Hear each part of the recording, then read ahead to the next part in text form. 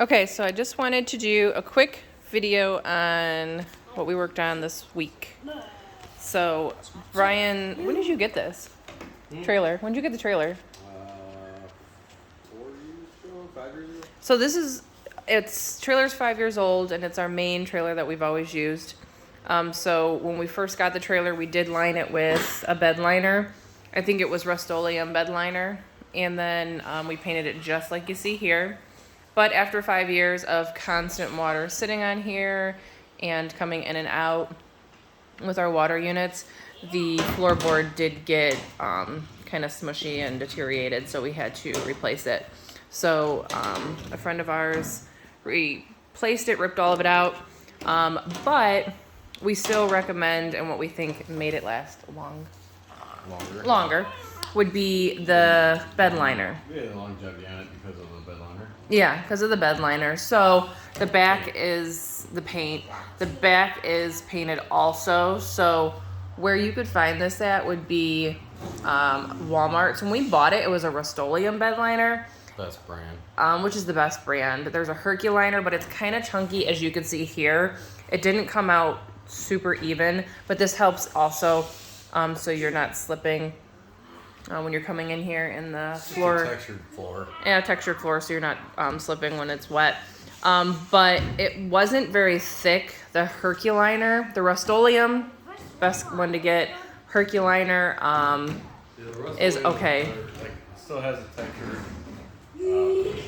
paint liner for it. Yeah. And it covers evenly. And then yeah, this one didn't cover so evenly, so we went to Harbor Freight and got their truck bed coating, and it doesn't have the texture, but it was thick. It went on thick, and it really covered up the rest of it.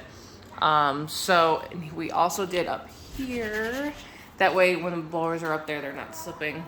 And then another trial and error. He wanted it light in here because when this is, this light works a little bit, but I'm gonna get in. It's pretty dry. So this light works a little bit, but when you have a bunch of inflatables here, it still is kind of dark. So he wanted to light it up. So he bought these LED lights. At first we got the wrong one. They're RV LED strip lights. Yeah, so you need the RV LED strip lights. And if you look at them really closely, I'm probably gonna blind. For a direct current. But they are like rubber coated over it. It's a direct current, he said. Like protection and waterproofing. So yeah, it's protection and waterproofing for the lights. But we ran out to there, and it stopped there from when he plugged it up to there. I got the extra. Well, I got it here. Yeah, we got the extra. We're gonna connect. We just haven't gotten that far yet. But we wanted to give an update and let Actually, if you open it, you can show the thickness on it. everybody know this is a great investment if you do line your Yeah.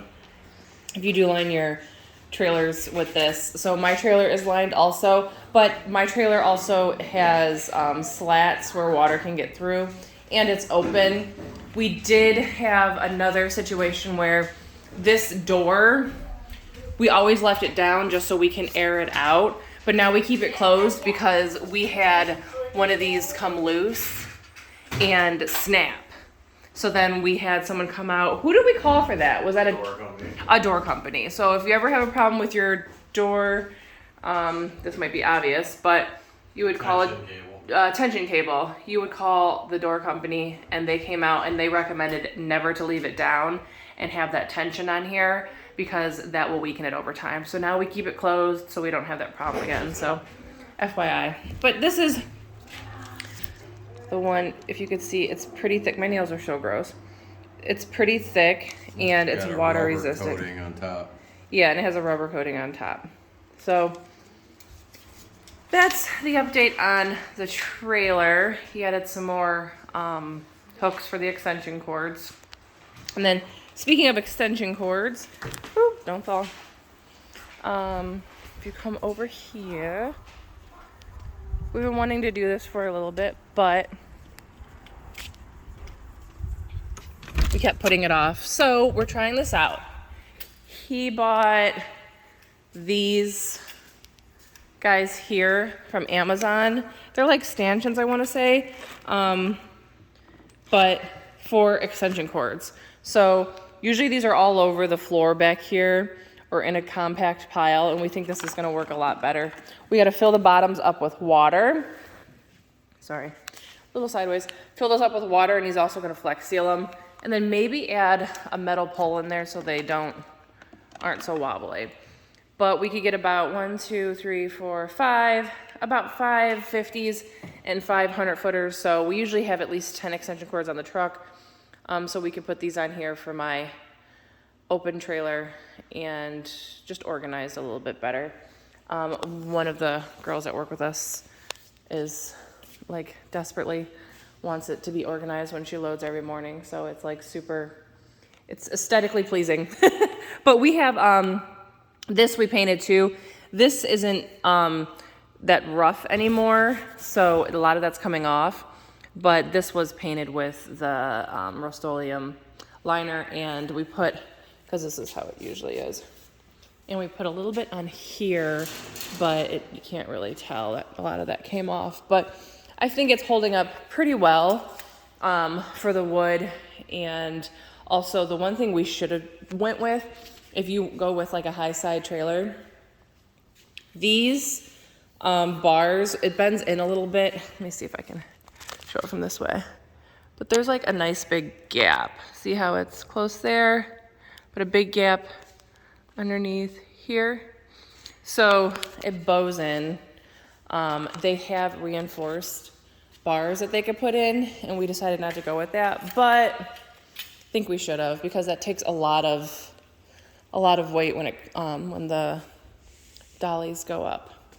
I kind of ramble, and we need tires, so that is something, because always back up on this tire. This is my preferred reversed side, so that needs replaced. So yeah, and then Brian is P-touching all of our stuff so we can be more organized. Touch all over mirror. I'll go back over and show that one. I was gonna label the new. Oh. Oh, it's not turned on yet. Eating through batteries.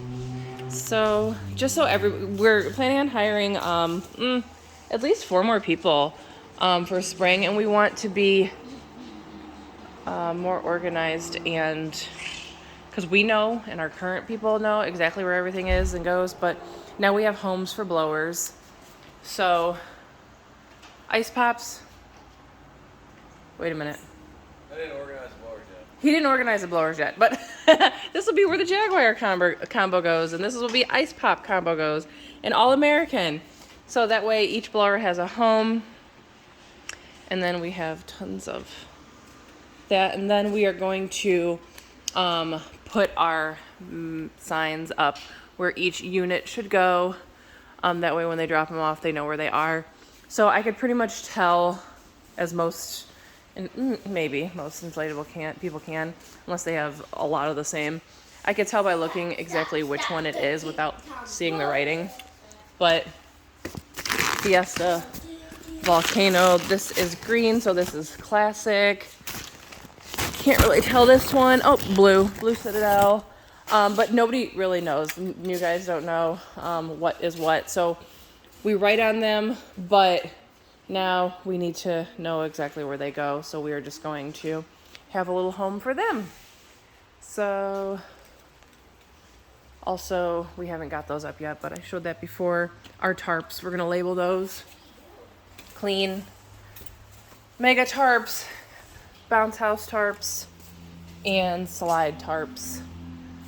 We'll label those too. So some stuff we're trying to work on in the winter, just so we're a little bit more organized come spring and ready to roll.